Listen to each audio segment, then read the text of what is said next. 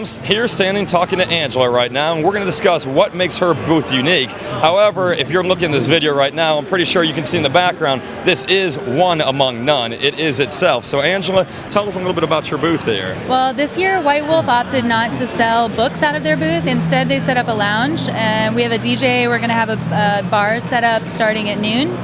And we're promoting the Grand Masquerade, which is an event that White Wolf is throwing in New Orleans next month.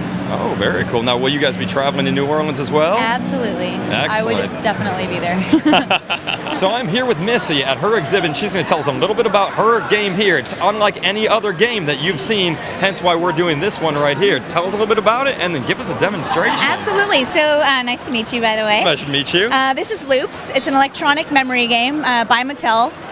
Loops features 7 different games. 5 of them are reflex and memory games, and 2 of them are creative modes. Okay. Today we're featuring 2 games. Repeat the Beat, which is our memory game, very similar to Simon, where you're following a pattern of lights and sounds. Now the difference between Loops and, say, Simon is that Loops has motion sensors. So what you need to do is motion your hand through the loop, just like so. So you're physically not touching anything. You don't have to touch the unit at all. So it's almost a clean game, too. Exactly. Very clean. That. So that's our memory game, Repeat the Beat. And then the game that hopefully you and I are going to play is Reflex Master. And Reflex Master is all about reflexes. So basically you got 30 seconds to tag as many lights as you can in that time frame. There's 3 levels. Okay. Oh, it's starting to speed up. My time's running out.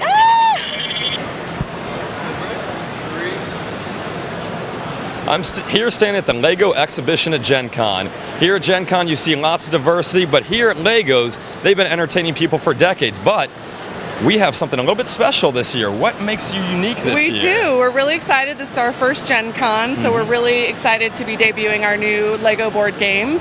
So this is the first time that LEGO has constructible board games. So we are LEGO. We're going to make you build. So you both build the playing field and the dice. So that's kind of part of the fun. So the dice in itself is part of the game. Exactly. And as you build the dice, you're making decisions about how the gameplay is going to roll out, if you will. No pun intended. And as you change the colors and the numbers on the dice, you change how you get to play the game, which is great because it keeps it really fresh for a family who wants to play, once a week or whatnot. So many of these games, they're kind of a one-time deal, but this one it looks like it's continually evolving and adapting then. Exactly. It's very core of the LEGO experience. We give you the elements, we let you build and play and have a great time together, whether you're doing our classic building or now our board games. I am here with Bruce at this very unique exhibit. It's one of a kind. You've seen Legos, but this is create your own Legos. You've never seen Legos like this before. So Bruce, tell me a little bit about this. Well, what this is I make and sell silicone rubber molds used to create building blocks, and you build whatever you want with them. What you can do is you can take a material like plaster of Paris or dental stone, which is what most of this is built out of. You mix it with water, pour it into the mold, scrape off the top, and 25 minutes later, you pop out building blocks of various sizes and shape. And what you do is you stack and build these into whatever shape you want to make whatever size room you want. Okay. And different molds contain different types of pieces. There are usually 2 molds that will create your walls and floors basic, and then you can add additional ones for additional pieces, such as pieces to make the secret door here. Those are all made with the blocks. So you actually have functional pieces that move. Yeah, you can do that with the pieces. Interactive. Now, something like this setup here, how long would it take your average person to build something like this? This is a pretty large project. Okay. And with me is Connor and Dawn, and Connor and Dawn are going to tell us a little bit about their game and what exactly this is behind us. Well, this game is Hexagon. It was created by actually her. She created the game. It's kind of like checkers, kind of.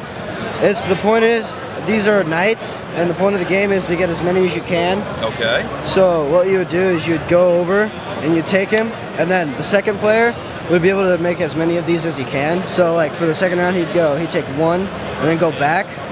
So he could take 2, and then it'd just keep going like that. And once there are no more, like you can't take another knight, you have to actually move a guy and then your turn would be over and you can't get one. That's when the game's over. Okay. And the game lasts about 10 minutes per, it depends. And then there are more than just a regular game. These are called treasures. Okay. And I'm not going to go into those right now because there's like several games. He's a BattleTech warrior. He's a BattleTech warrior. He's an elemental.